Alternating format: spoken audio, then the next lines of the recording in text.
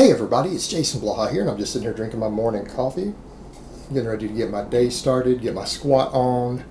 I've had a bunch of people comment lately about what I'm doing with this whole Bulgarian training thing, and there's some points I think that need to be addressed because there's some misconceptions about this style of training out there, and people are saying things like, well, this sort of training is really lazy, it doesn't matter if it makes you really strong, it's lazy.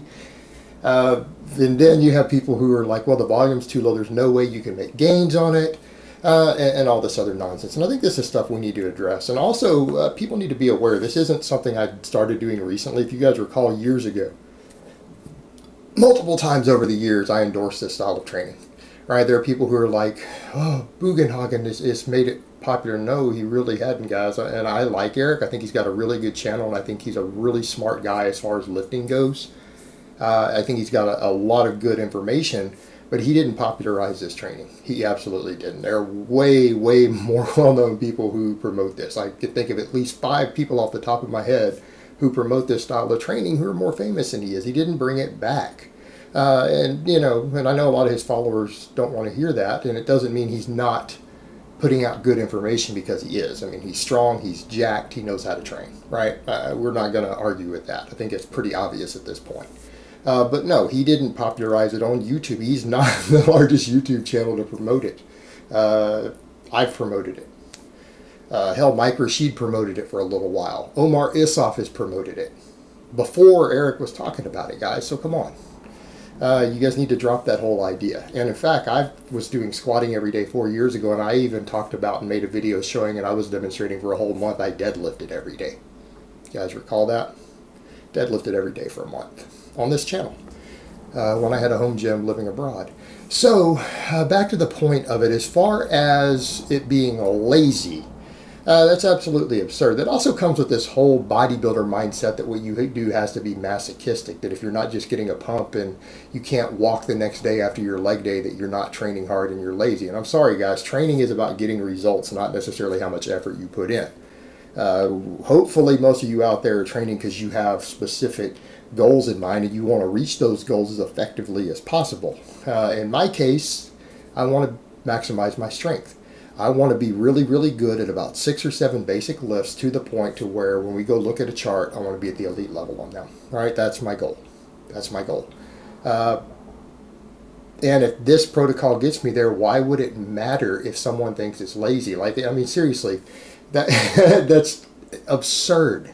Absurd to say that it's lazy because you think it's lazy and it doesn't meet your mindset if it's an extremely effective way to get there. Furthermore, you got to wonder how many of the people out there who are saying that have actually done it.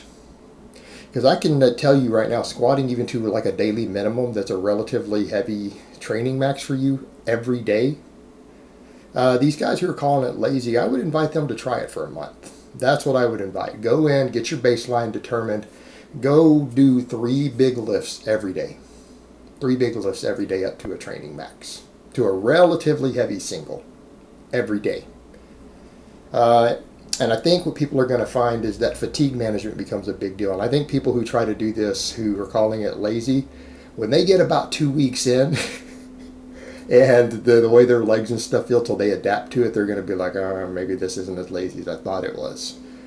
Because that fatigue management becomes important. People who can't manage their fatigue, this style of training will bury you. And it's funny because you get people who are saying it's lazy or whatever, you're not going to get results. When it's a proven protocol, guys, there are a hell of a lot of really jacked guys who squat 600 and 700 pounds raw who use similar styles of training. All right, there's a lot of them. And it's a growing number. This method has been popularized in certain circles for a long time. And there are some insanely strong guys doing it. Some of them in untested, and some of them even compete in the IPF and are hit with off-season drug testing. Now, that doesn't mean they're clean, but let that sink in. They're clean enough to pass the off-season drug testing, random testing. And there are guys hitting big numbers doing it. It absolutely works, and it's not lazy. When you have elite lifters who train in a similar manner, who are competing at the world level, you're going to call it lazy. That's just insane. Absolutely insane. And again, it's been endorsed by people who actually have sports science backgrounds at this point. I mean, off the top of my head, Greg Knuckles, Matt Perryman. All right, these are guys who are doing some of their doctoral work and stuff on this sort of training. All right, these are not bros. These aren't bros. And again, Greg Nuckols is an elite level lifter. He's an elite level IPF drug tested, off-season drug tested lifter who's working on his PhD right now in exercise science. He endorses and pushes this style of training. He's used it personally to get to like a 1700 raw total. So it absolutely works. It absolutely works.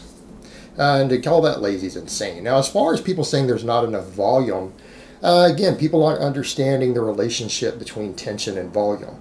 The reason you sometimes need really large volumes of training to make adaptations is due to low quality reps. And I'm not saying that doesn't work. That's what people need to grasp.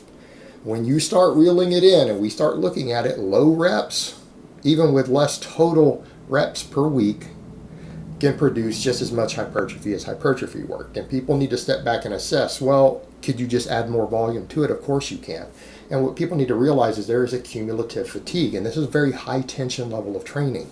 Your training ramp ups even count. So let's say for me, let's say like right now, we skip my little under 300 pound stuff, and I hit my daily training max of 460 right now, right on my squat.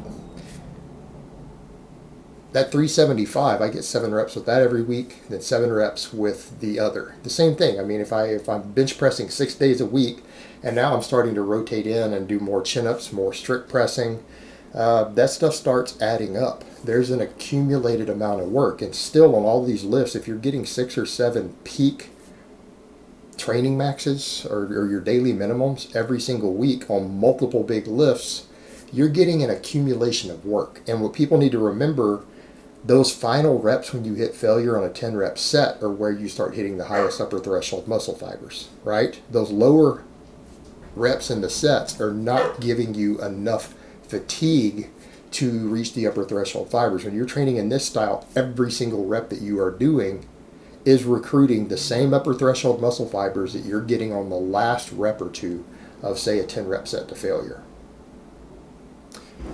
You're getting a large accumulation of fatigue, and it is about the accumulating fatigue building over the weeks and months over and over and over with this sort of training. And then the other thing to think about, so you're getting all of that, and then you can throw in a little bit of extra volume on big lifts, and that will induce hypertrophy because you're already getting a good baseline here. You're getting a lot of muscle fiber recruitment. It doesn't take a lot of other stuff thrown in to really push the total volume to create enough metabolic fatigue to keep pushing more muscle growth. It's not that hard because you're getting so much work on the main days. If you come in even one day a week and add a little bit of extra volume on something like some dips or deadlifts or trap bar deadlifts or rows or any of that, that will add up to the extra metabolic fatigue for the week that accumulates with all the ramping sets, all the peak sets, everything else. And you'd be surprised how much you can grow.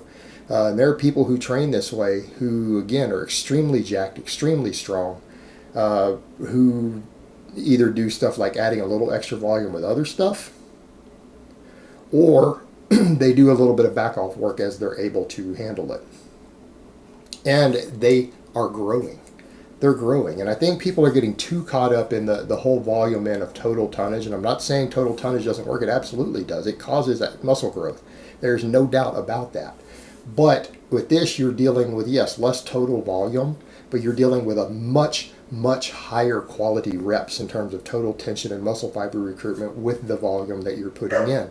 And at the end of the day, it's still about cumulative fatigue. And if you are getting consistently stronger, you are going to grow. And then we come to the recomposition end of it. One of the things that people note who do this style of training, remember Alec and Curie came in the comments and said with him, this is one of the reasons first time he got really shredded doing a training was doing the squatting everyday thing, that he lost like 12 pounds while doing it. His squat went up 30 or 40 pounds, but he lost 12 pounds of body weight trying to eat the same amount of food that he felt a little soft, and he ended up being peeled by the end of the phase of doing it after losing about 12 pounds. And that's something I'm noting. It's something a lot of people who do this style of training note, that as you get further into it, even though it might not seem like that much work, it ends up pushing your total metabolic rate way up. And like in my case, I'm dropping pounds now every week without really trying anymore. All I'm trying to do is eat fairly clean, a good balanced diet, and plenty of protein.